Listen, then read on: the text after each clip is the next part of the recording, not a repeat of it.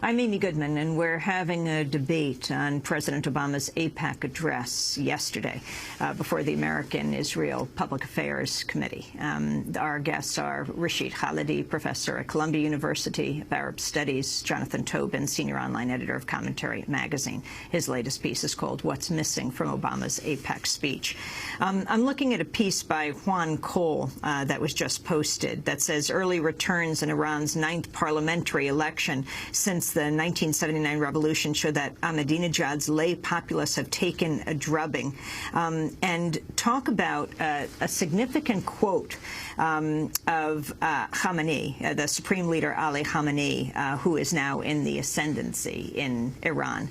A week and a half ago, he said, "The Iranian nation has never pursued and will never pursue nuclear weapons. There is no doubt that the decision makers in the countries opposing us know well that Iran is not after nuclear weapons because the Islamic Republic logically, religiously, and theoretically considers the possession of nuclear weapons a grave sin and believes the proliferation of such weapons is senseless, destructive, and dangerous." Again, these are the words of Khamenei in his major foreign policy speech just more than a week ago.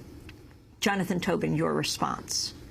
Since these parliamentary elections on Friday show that he is in the ascendancy and Ahmadinejad very much was pushed back on Friday.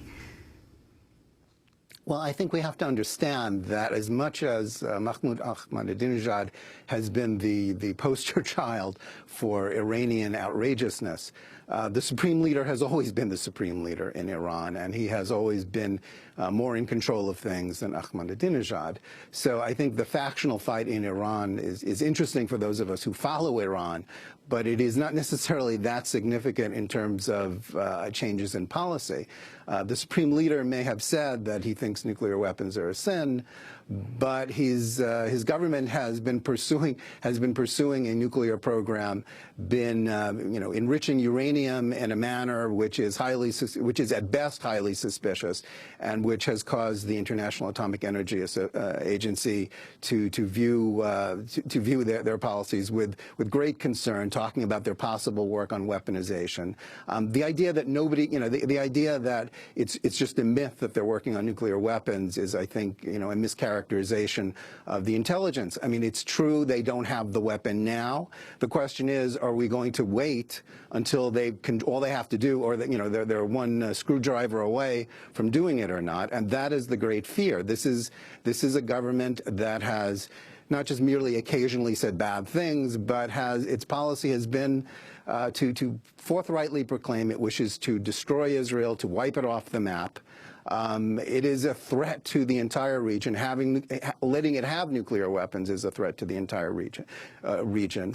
And the fear is, and it's not fear-mongering to say that their model is North Korea. North Korea prevaricated in negotiations for a decade, and then then the world had to acknowledge that they had nuclear weapons and there was nothing to be done about it.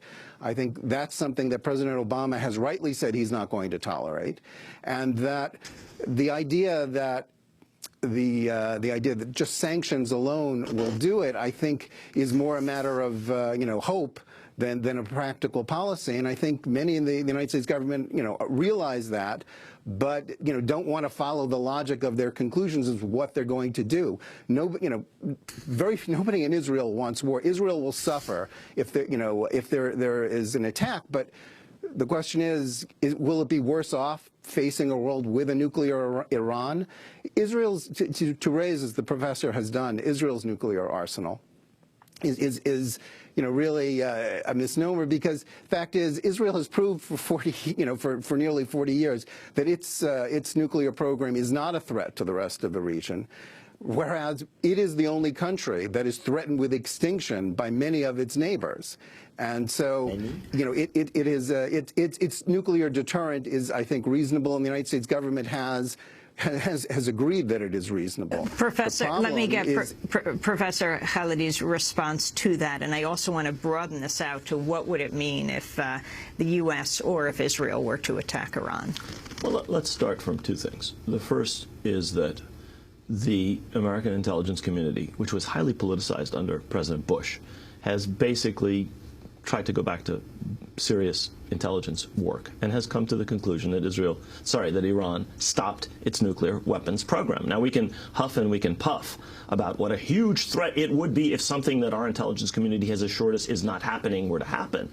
But they and the Israeli intelligence service seem to have determined that there is no nuclear weapons program in Iran, that it's stopped. Yes, they are enriching uranium. Yes, they have a nuclear program, but they have, according to the intelligence service, they don't have a weapons program. They stopped it, and it's not started again. So that's the first thing to say. What would a war with Iran do?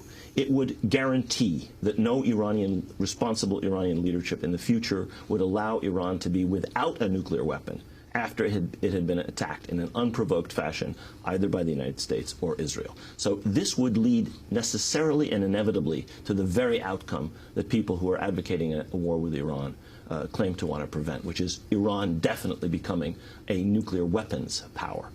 The third thing to talk about is not the damage to Israel that would be done by such a war. There would undoubtedly be serious damage to Israel in such a war. It would be the damage that would be done all over this region, which is why the U.S. military is steadfastly against a war with Iran. A, we cannot fight it easily. B, it will be a disaster that will make Iraq and Afghanistan look like tea parties. The military know this. They know what will happen in Afghanistan. They know what will happen in Iraq. They know what will happen in terms of terrorism. They know what will happen in the Gulf. They know what will happen to oil prices. A war with Iran would be a catastrophe for the Middle East. It really would make the Iraq and Afghanistan wars look like minor affairs by comparison. And what does this mean? I want to shift gears into Syria right now. And Iran and Syria, the relationship between them. But what is happening now in Syria and what you feel needs to be done? Jonathan Tobin, I want to start with you. In Syria, the latest news we have, thousands of Syrians have been killed. Hundreds of Syrian troops have entered the city of Daraa, where the anti-government demonstrations began nearly a year ago. The Red Cross and Syria and Arab Red Crescent are still seeking approval from Syrian authorities to enter Baba Amr in Homs, which is totally under siege. What do you think needs to happen there? Well, I fear that the optimism voiced by President Obama and much of the chattering classes here in this country about Assad's imminent fall, I fear that they're just being very over-optimistic. History teaches us that tyrants fall when they lose their taste for blood, not when they are still very much interested in killing as many people as they need to kill to stay in power. Assad seems to have not lost his taste for blood. He seems determined to hold on. Now, he may, if enough of his intelligence, and security forces defect, perhaps that won't, perhaps that might deter him. But I think he seems to be willing to go ahead and do anything he needs to do. He's got the backing of his ally, Iran. I think the United States needs to, if it truly, wishes to be consistent with what it did in Libya, to step up and to be willing to aid rebels if they come forward in some coherent fashion. Again, this is one of these problems to which there's no easy answer. Unless the United States and the West were willing to go in and take out Assad, I'm not quite sure how he gets taken out. I don't know that the domestic rebels have a chance to do it. But I do just want to go back to one thing that Professor Khalidi said, the idea that an attack on Iran would guarantee that someday they'll have nuclear weapons. That is not necessarily the case, and indeed I don't believe it is. Just as when Iraq's nuclear reactor was taken out, just as when Syria's nuclear reactor was taken out in 2007, I think the cost to them of rebuilding their nuclear program would be prohibitive. Indeed, the only way they could do so was if sanctions were lifted, which they wouldn't be if they continued to do so. So I think that's wrong. What some people are contemplating, and one would hope it doesn't have to come to that, would be a strike on its nuclear facilities, not an invasion. Professor Khalidi. You can knock out facilities. You can't knock out expertise. This is a country of 80 million people.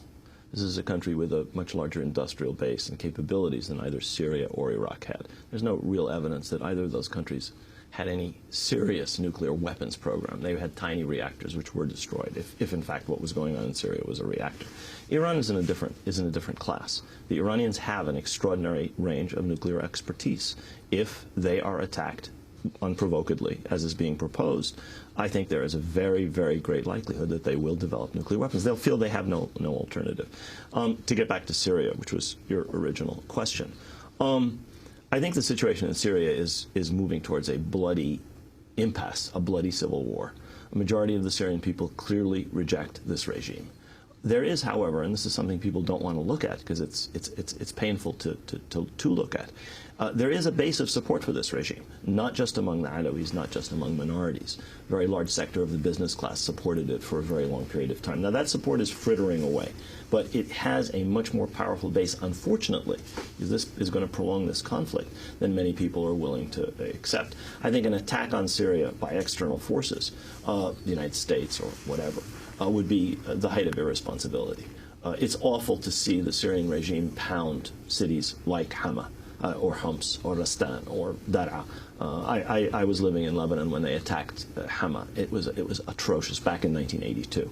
What they're doing is... When Hafez al-Assad killed some 10,000. At least 10,000 people, probably many more. We don't know. We'll never know. They destroyed a very large section of the city. They killed enormous numbers of people. They haven't yet reached that level of barbarity, but it may come. And what they've done on a smaller scale is atrocious. Nevertheless, this is a country with quite significant air defenses. This is a country with a military which has not yet broken down. An attack on Syria would be difficult and painful and would probably unify the support for the regime in some respects. This is not Libya. This is not the open desert and a country that has no capability of defending itself. And this is why not just the United States, but Turkey, other countries that have actively supported the opposition, have not even suggested direct military intervention, which means that there is going to be a human tragedy, because this is a regime that will kill and has been killing in order to stay in power. I don't see a split in the military that might solve the problem. It's very, very hard to see the opposition. Many soldiers defected. Soldiers, but not the high command. Whole units have not yet broken away. And unfortunately, there are enough units that are tightly controlled with Alawi commanders and so on and so forth to continue this killing for quite a period, unfortunately. And the role of the Arab League? Well, there are two things. Most Arab countries have shifted to a position of opposition to this regime. Unfortunately, there is a leadership from Saudi Arabia and from Qatar, which has been quite, how should I say, really, really out front in pushing against the Saudi regime. You can see it on Al Jazeera, you can see it on against the Syrian regime. Against the Syrian regime. They've taken a very outspoken position against it, which to some extent I think has been irresponsible, because the Arab League has done nothing to really support the uprising against the Syrians, or to put real pressure on Syria. Not that I think anybody else has done very much. I think it's a tragic situation, and I don't think it's going to be resolved quickly. I agree with Mr. Tobin on this. Whatever the president and others may say, I don't see this regime falling very quickly, unfortunately. Well, we're going to leave it there. I want to thank Rashid Khalidi, professor at Columbia University of Arab Studies, Jonathan Tobin, senior online editor at Commentary Magazine. This is Democracy Now!, Democracy Now!